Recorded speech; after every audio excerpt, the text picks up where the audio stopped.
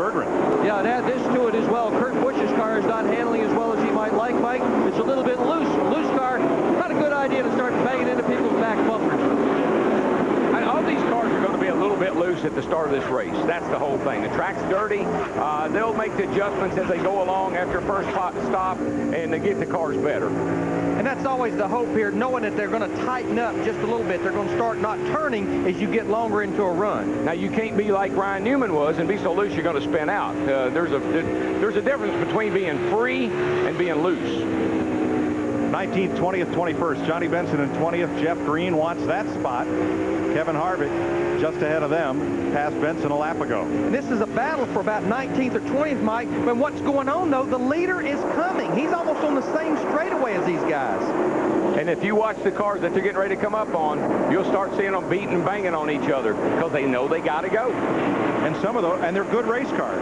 Oh, yeah. The 12's one of them. Right. Yeah, I mean, the leader is in the middle of the backstretch going into 3 right now. That other group are just coming off 4. More than likely, somebody in this back, so I don't know, 8 or 10 cars will run over each other. All right, here's today's Singular Wireless Virtual Crew Chief question. You can vote now from your Singular Wireless phone. Send text message FOX to phone number 191 or visit foxsports.com to vote online. I want to say a big welcome to all watching on American Forces Television Network today. Glad to have you folks with us. Hope you're enjoying the race. There's the Army car of Jerry Nadeau, running well in 12th place. Had a great car last week and just had a fitting break and put him in trouble. 74 car up the racetrack, but he saved it. Turn 2. No caution, but they're going to start stacking up over there if he don't get down below.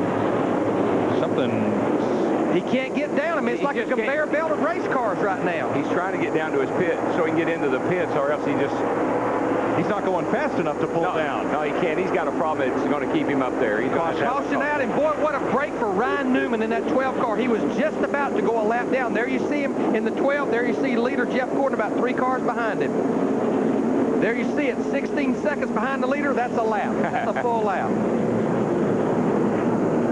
Tony Raines, who had such a great run, finishing the runner-up yesterday in the Channel Lock 250 here at Bristol, brings out the 4th caution of the day. He had trouble down in turn 1 and 2. He got up high, thought maybe he just gotten into loose stuff. It looks like he may have something more terminal than that. Yeah, you see the smoke coming out there. He's lost his engine. That's why he couldn't get down. There is radio chatter indicating Earnhardt Jr. may pit. The pit road is not open this lap. Well, they ran 55 laps. Now, 16 of those has been caution, but I still believe this is where you're going to come to pit road to make those adjustments because you don't want to take a chance of staying out there and the car starting to really get worse on you. I'm staying out. I believe I want you to pit now. I want to pull a little seatbelt on the right believe what side I'm right telling there. you. Are you sure? Yeah, 10-4. Hey, Dad. 2 beers should be up. Jeff Gordon, your leader at 56 laps, and here comes Junior to pit road with Mike Skinner, Bill Elliott, Jimmy Spencer, Rusty Wallace trying to squeeze in. What happened, Rusty looked in his mirror, saw everybody was coming, and he decided, hey, I'm not going to stay out here against all these cars with fresh tires. I mean, you have to come in again. You come in all the way over there in turn 2. That's the backstretch pits. Now you go around the apron, but it's still part of pit road. You still have to maintain that pit road speed. Jeannie. Well, the 48 car, Jimmy Johnson, tight through the center, so they will make a track bar adjustment. 1 round up, 4 tires. Dick? Well, Mike Skinner has taken 4 tires, as has Kurt Busch, and they're gone. Bergie. Earnhardt Jr. says his car is loose in and loose out. Off, they'll take 1 pound of air out of the right rear tire. Let's go to Matt. Steve, it's going to be an air pressure adjustment all the way around except for the left front on Rusty Wallace's Dodge. They were going to stay out, but at the last minute, Rusty made the call, and just like Larry said, he saw all the cars coming, decided to pit. Robbie Fuller finishes service. He's going to be blocked in by the 49. He's going to be at the back up. Look at all the traffic that goes by. Rusty Wallace loses a lot of track position here on pit road. I mean, they're 3-4 wide leaving pit road, but let me tell you who the real winner was on that pit stop. Mike Skinner in that 4 car, they had a good stop, but pit selection. He has the last pit box on the backstretch pit. He got to his pit box.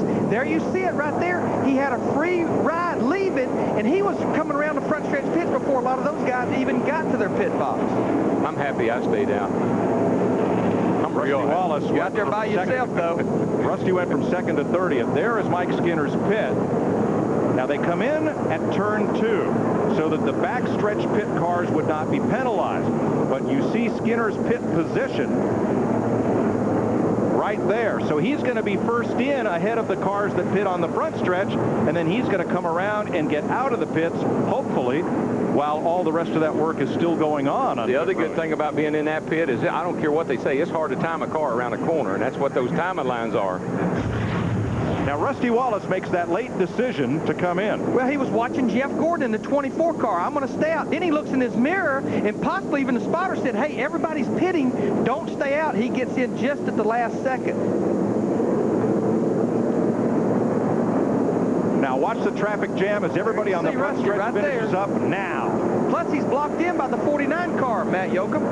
Well, Larry Mack a little bit scratching the radio traffic. The call was actually Billy Wilburn's. In fact, Rusty not too happy in the radio. He was yelling, we've gone from 2nd to 30th. But Bill Wilburn just telling Rusty Wallace, look, we'll get it back. Just hang tight. I saw all the cars coming. Felt like we needed to do what the others were doing.